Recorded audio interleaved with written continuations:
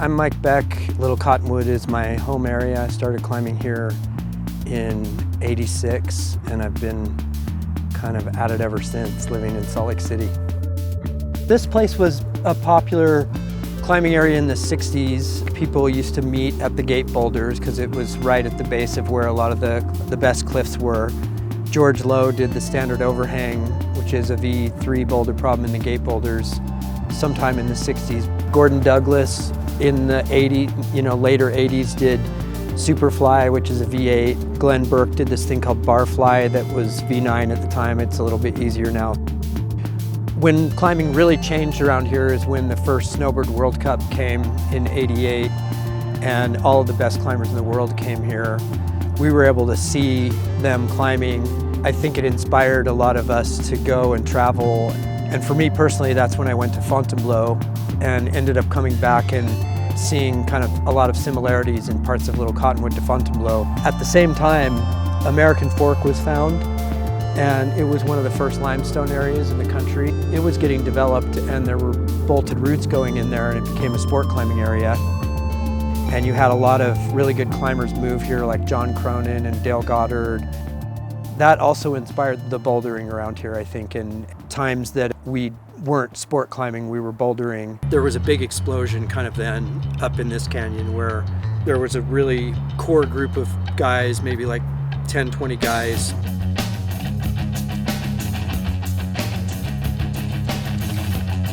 I've been climbing out here since I was 15, which would be 29 years ago. So you just would see the same few people. Shit. Missed it. Mike and Boone and Mike Hall. Lance Bateman, Dave Bell.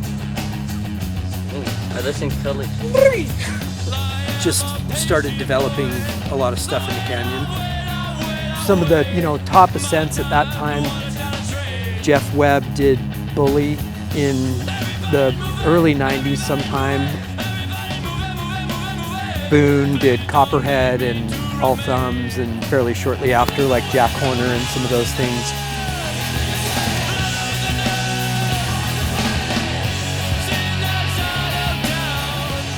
I mean, John Cronin was a standout. He was running around the canyon and putting up a lot of hard problems all over the place. Things like Big Baby Jesus and Triple Threat. Oh man, so many things, it's hard to even think of them off the top of my head. Sharma came and did the first kind of V13 range problems here with Spinal Twist. Jerry Moffitt did a Pro Series, Amateur Series, and TaylorMade. And Ben Moon did Eclipse and Dominatrix.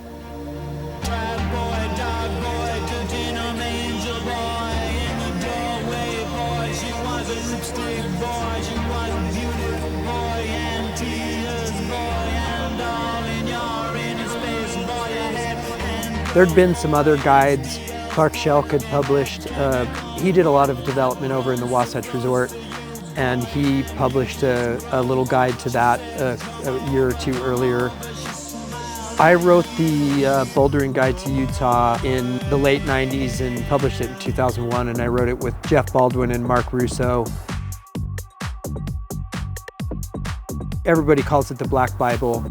So that guide went out of print in around 2011, and we just never really reprinted it. Probably in about 2021 or so, this guy named Scott Stoddard, he had a kind of a goal to do all the V4s in the canyon, so he was asking me about all these V4s. He was really good at computer work and started remapping the whole canyon and updating the old guidebook.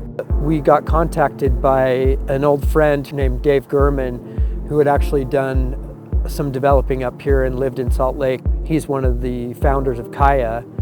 I like the fact that our guide would be included with a lot of other guides that people could access. It's a phenomenal locals area. It takes a little bit of peeling back some of the layers to find all the gems and classics, but there are so many out here.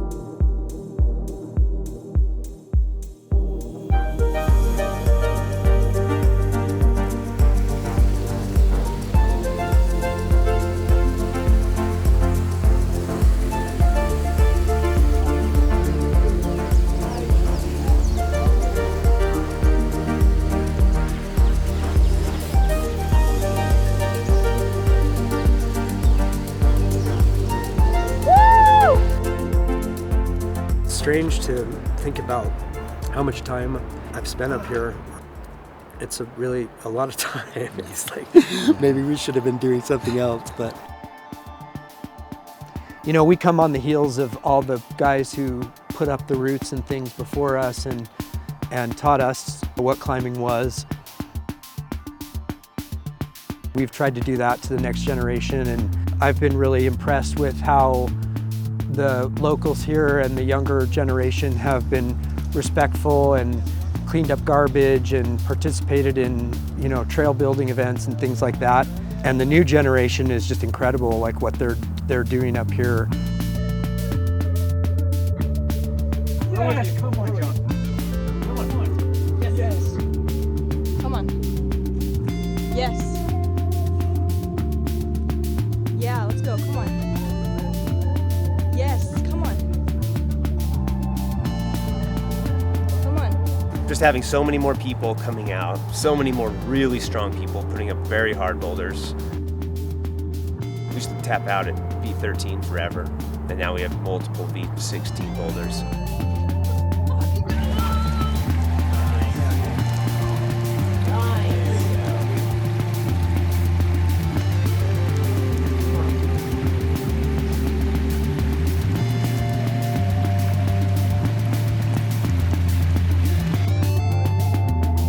People are finding new stuff all the time. I mean, there's a guy named Tanner Mack who's been hiking up above the buttresses, exploring boulders that are, you know, 1 to 3 hour hikes that I don't think any of us have hiked more than 30 minutes to boulder around here.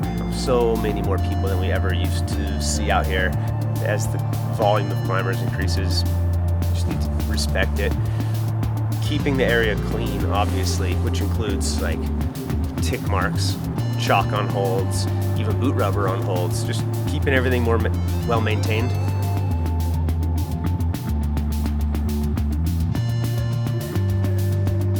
That's it. Right there. Come on, Mike.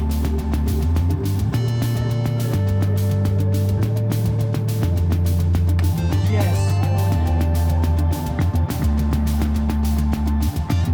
Come on. Come on. Come on.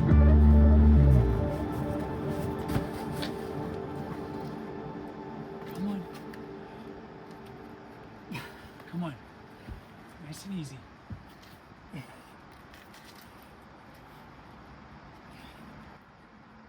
Come on. Come on.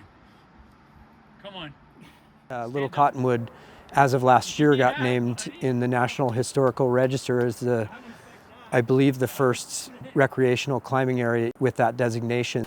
To have that resource so close to a city for so many people to be able to come use, I think is wild. I mean, it's the reason I've stayed in Salt Lake. It's the reason I've lived here forever. I mean, I've traveled all over and never found anywhere that had this kind of proximity climbing area so close to a city. So if you were to lose any of that, that would just be tragic.